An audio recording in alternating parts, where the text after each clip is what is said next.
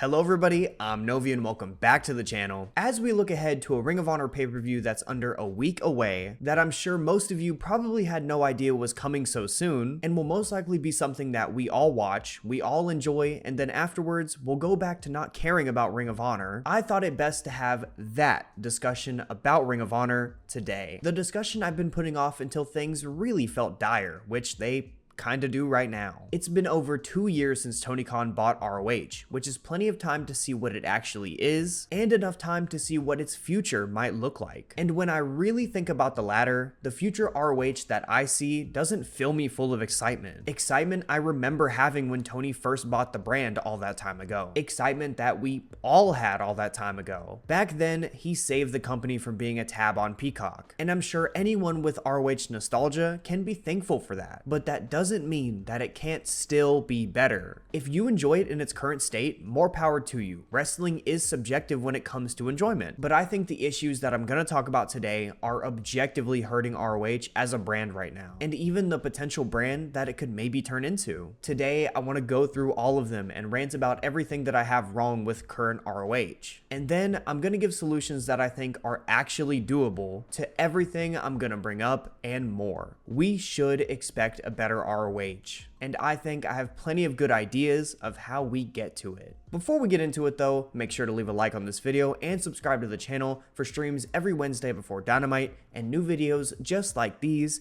every single Saturday, always talking graps. First thing we're going to talk about, which will lead us into pretty much everything else, are the venues where ROH is taped. As someone who's been to multiple ROH tapings, this is something I can speak on from personal experience. ROH films their shows before and after Collision is live. Basically, they'll do 1, maybe 2 matches before the show goes on air to kind of get the crowd excited for big TV wrestling, and then they'll do the rest after the show has wrapped up. In theory, of course, this is a good idea. It gives the fans in attendance more wrestling to make it feel like it was more worth buying the ticket. In practice, however, hardly anybody stays for ROH after Collision. That's partially due to something that I'll touch on in just a minute, but also because it's just late and people are tired. I know I've been after being there live for Collision, and I make videos about this stuff. I'm supposed to be the hardcore fan, and I'm sitting there tired. Now don't get me wrong, that's not because I have a bedtime at 10:30 or anything like that. It's because, and this happened at both the shows I was at,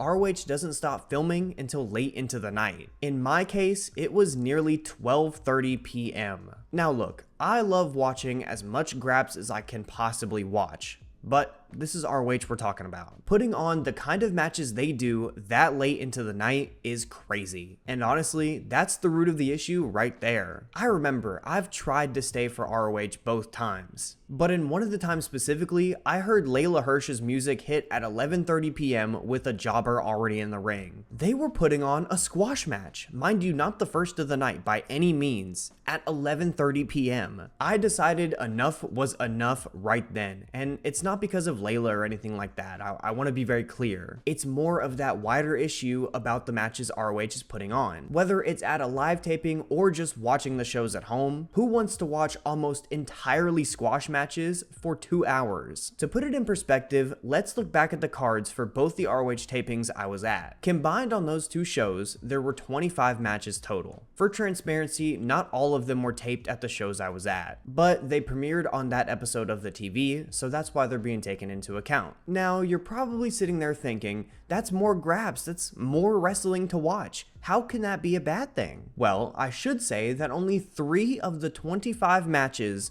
went longer than 10 minutes. Now, I'm not trying to be one of those stopwatch wrestling fans here, but come on. How can you expect people to lock in for matches that end before people can even kind of realize what's going on? What also doesn't help is that these matches really don't do anything for anybody. 1, because they're really too short to help a wrestler develop in the ring, and 2, because they don't have any real consequences. Number 2 has a root cause for it too, and it's simply because there's no hierarchy. Almost nobody holds weight on ROH TV, which means beating them means almost nothing in the grand scheme of it all, which in turn makes it hard for anyone to invest in the matches because matches need stakes. It's almost like the matches they choose to run are just to kind of keep the wheels spinning on Honor Club. And you know, speaking of Honor Club too, I don't want anyone to forget that these shows full of squash matches happen behind a paywall. They ask you for $10 to watch that product. That's, no joke, highway robbery. And the only time it's not highway robbery is when they're running a pay-per-view that month. Which brings me right back to the beginning of the video. The pay-per-view will come next week, we'll all enjoy it, and then we'll go back to not caring about Ring of Honor. Because the level of wrestling and talent they put on the pay-per-views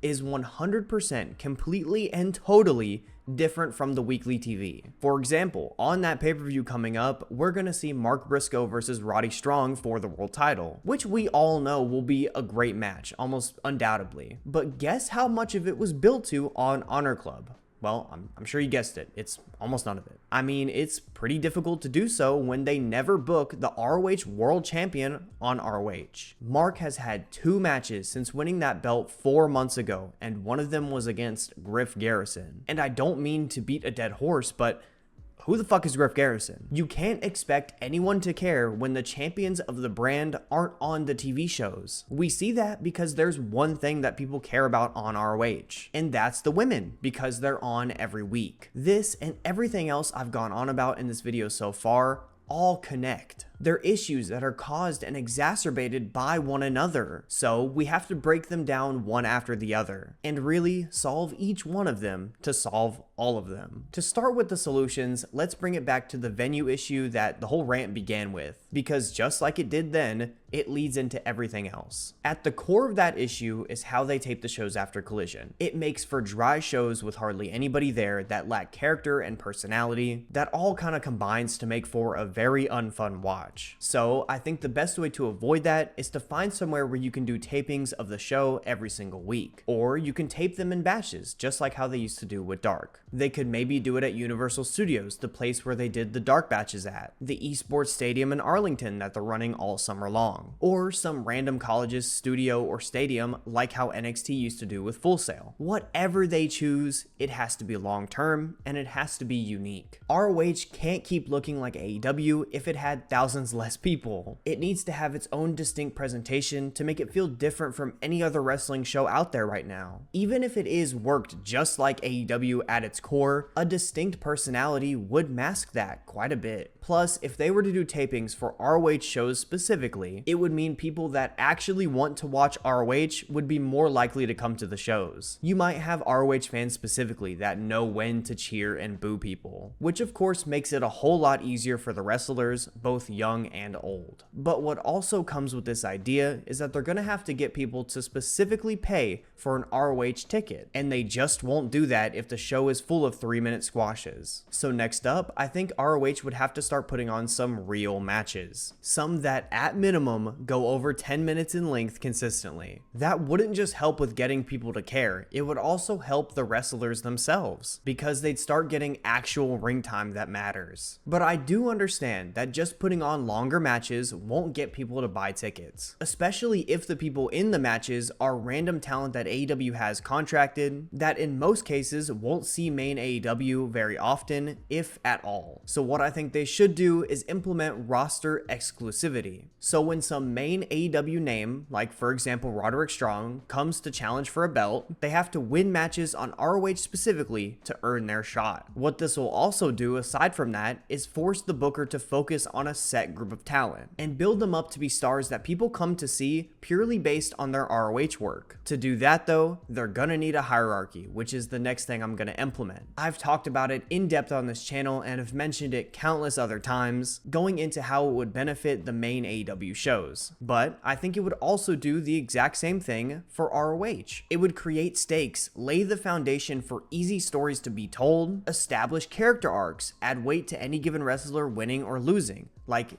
it's all good. There will never not be a time I spread the word of hierarchy, because I think it's truly an essential part to make a great wrestling show great. And without it, it's hard to get people to care about newer wrestlers they don't really know about, like Layla Hirsch, who's still finding her way. We see it in another show that I think is the best at making people care about young wrestlers. I think in a similar way to NXT, ROH should be AEW's developmental. Even with every solution I've already gone over, all that makes for just a wrestling show. I think it would be a good wrestling show, and there's merit in that, of course. But I think ROH could mean more in the wider scheme of AEW. It can help build up young talent, give them a place to experiment and grow, which would make for better TV wrestlers when they eventually do move up to main AEW. It has elements of that now already, especially when it comes to Billie Starkz, who has completely come into her own at just 19 years old because of that platform she's been given. I think they can do that with so many more young talents if they're given the same amount of time and care that Billie has. But for that to be done, I think there has to be a change that pretty much everyone brings up when talking about ROH. I think it's time for ROH to get a new head booker, someone to replace Tony Khan. I think throughout ROH's run, it's become very clear that he just simply can't keep up with all of his endeavors at the same time, which is fine, truly. The guy runs a European and American football team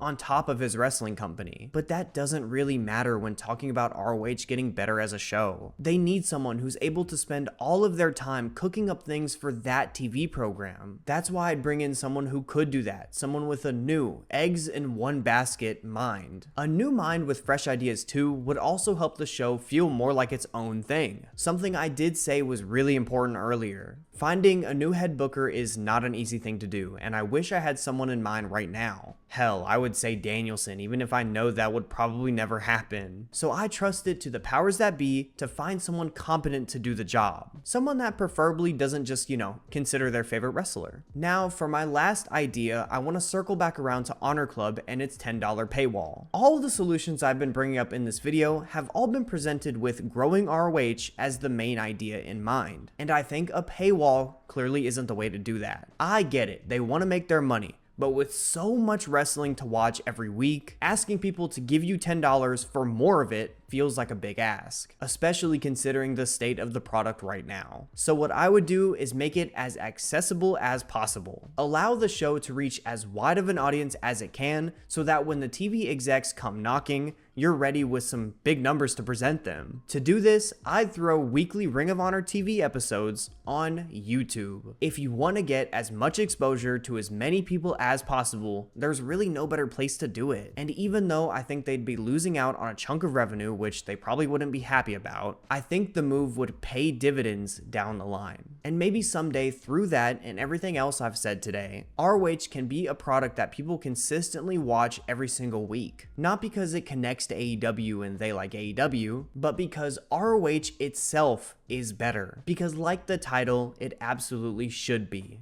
With that being said, that's going to do it for the video, everyone. If you have any solutions that you think would be a good idea that I didn't mention, throw them in the comments below. Or you could say my solutions stink. That's cool too. Either way, just make sure to leave a comment, and while you're at it, leave a like on the video and subscribe to the channel for new videos like these every Saturday, always talking grabs. Thank you guys so much for watching. It's been Novi. Much love.